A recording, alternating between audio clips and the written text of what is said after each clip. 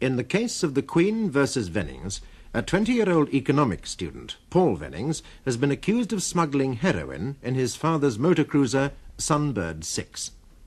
Jennifer Harley, Vennings' fiancée, yesterday insisted that he couldn't possibly have acquired and concealed the 2 kilos of refined heroin without her knowing, because they had been together day and night. The court heard how an anonymous caller tipped off customs officers about the heroin being on board. Jonathan Fry, QC, in his main defence plea, claimed Vennings was the victim of a scheme run by professionals who selected the Sunbird 6 for smuggling heroin to England. Called as a character witness, Mrs. Mary Vennings described Paul as a model son. But, revealing that the mother had a serious drink problem, the prosecution counsel, Mr. James Elliott, accused her of exposing the son to her own brand of permissiveness.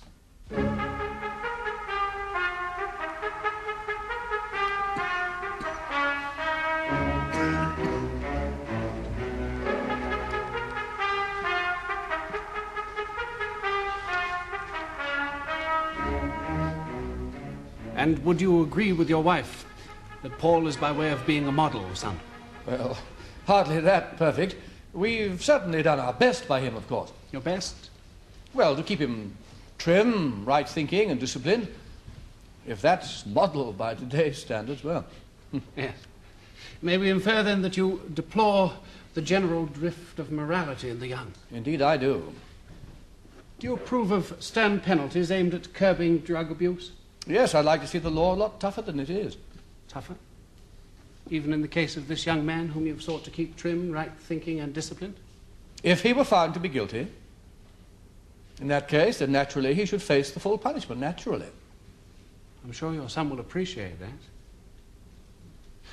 Mr. Vennings, you're an astute and successful man of business.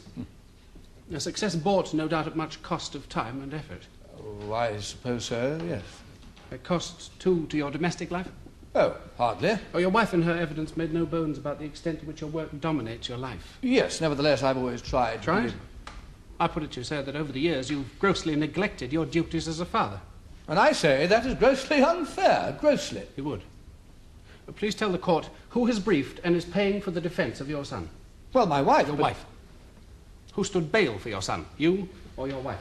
All right, my wife, who happens to have considerable private means of her own, but if she hadn't done it first, I should. Would you, sir? I wonder.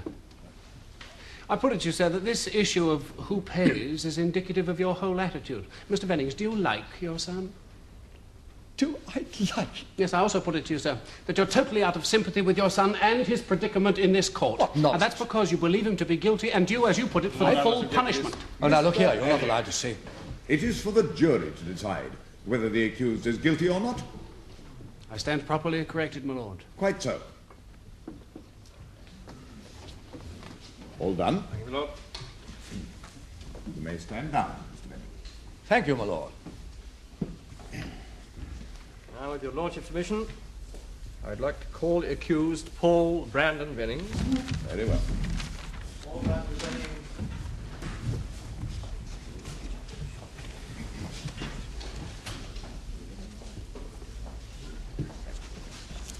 What is your religion, please? Church of England. You take a look in your right hand and swear the oath.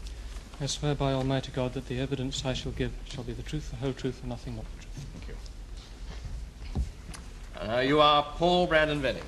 Yes. And you live at the Beaches, Belgrave Road, Fulchester. That's right. Now, Mr. Vennings, I would like to ask you about this Land Rover trip that you were planning to take to Asia. First of all, who did you intend to go with? A couple of friends of mine who were in the same year at college. And what was the purpose of the expedition? Our plan for the expedition was to study the social adjustments occurring in the peasant economies of Afghanistan, Kashmir, and the rural Punjab. Really? Doesn't sound like the grand Asian drug tour described by the prosecution. Oh, no. The trip, that is, it was a sort of extension of our course at St. John's. At the college? Whereas we've already heard from the witness, Miss Harley, you take your studies extremely seriously. Well, you are, in fact, the very opposite of the demo-prone, hot-head student radical which the prosecution has tried to insinuate. They're in the minority at St. John's anyway. Indeed. Now, Mr. Vennings, it has been established that your fiancée, Miss Harley, was in fact on board the Sunbird 6 with you on the dates of the 25th, 26th, 27th and 28th of July. Have you anything to say to the court about this? Your Lordship, I would like to apologise to the court for what I now see as a rash and misguided action. Miss Harley was with me, and I should have said so in my deposition to the magistrates. Rash indeed, young man. Perjury, in fact. Yes, sir. My Lord, the defence has endeavoured to suggest the motive of chivalry here. And whether or not this is so is still open to question. It is indeed, Mr. Elliot. Thank you, my Lord. Mr. Fry. Well, now, Mr. Vennings, why did you take the Sunbird 6 to Cherbourg in July? I wanted to take Jenny. She'd never been across the channel in a small boat before. I see. Now, you took her across, but she did not make the return journey. Why was this? Well, she was seasick on the way out. The forecast was dodgy for the 29th, so I thought it best To get her to fly back, Yes. naturally. And is this why, having motored across to Cherbourg on the 25th of July, you kept the boat in the harbour until the morning of the 29th? Well, there was also the engine. Well, you had mechanical trouble? Yes, the gearbox was sticking. She'd lost reverse. I see.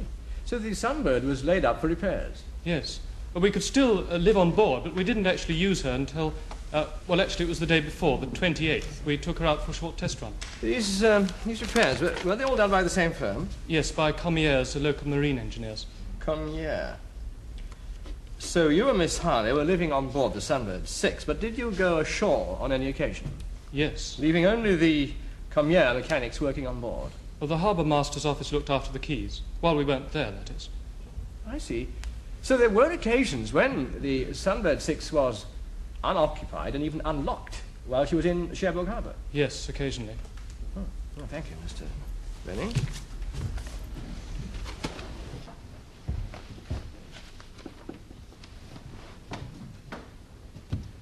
The weather on the 29th was exceptionally fine.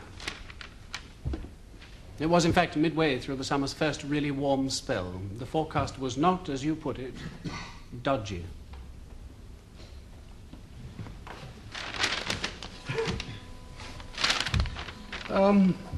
Your reason for not taking Miss Harley with you, could it be that in this instance your chivalrous concern for her was nothing to do with seasickness on a virtually becalmed English channel, but rather the risk of getting caught smuggling drugs? Yes? It doesn't have to be rough to get ill. The mere suggestion, you mean, can be enough for some people. Yes. Miss Harley didn't strike me as being a particularly suggestible person, however. It's been claimed that you are a frank, well-orientated young man, right-thinking and disciplined, a model son. Does that fit with your image of yourself? I try to be. You try. Wouldn't you say in reality that you're a rather furtive sort of person, inclined to deceit and generally disliked by your fellow students? Well, do we take that to mean you agree you're furtive and no, deceitful? of course not. No.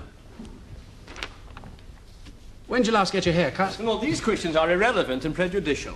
Can we come to the point, Mr. Elliot? If I'm allowed to continue, my lord. Very well, Mr. Elliot. Thank you, my lord. Mr. Vennings, please tell the jury when you last got your hair cut. Last week. So as to get it nice and tidy for this trial? I suppose so. You wore it shoulder length and shaggy before then, did you not? Yes. Yes. So you had your hair cut a week ago, so as to present yourself to this jury as a different person to the person that you really are. How about your fiancée, Miss Harley? She like your hair like that? Yes. Does she? You'll be telling us next that your parents approve of your engagement to her. Not particularly. Please speak up so the jury can hear you. He said his parents did not particularly care for his engagement to Miss Harley. Oh, is that why you felt it necessary to sneak off with her in the Sunbird 6 without telling them? A model son? Well, of course, no one could deny you're privileged. Big home garden, regular cash allowance, mini car, 40-foot motor cruiser. Some would even say spoilt, overindulged to the point where, when your mother refuses you money for your Asian expedition, you fly off into a rage and start smuggling heroin so as to finance it that way. No. No, what? No, you aren't spoilt? How about your being well-orientated?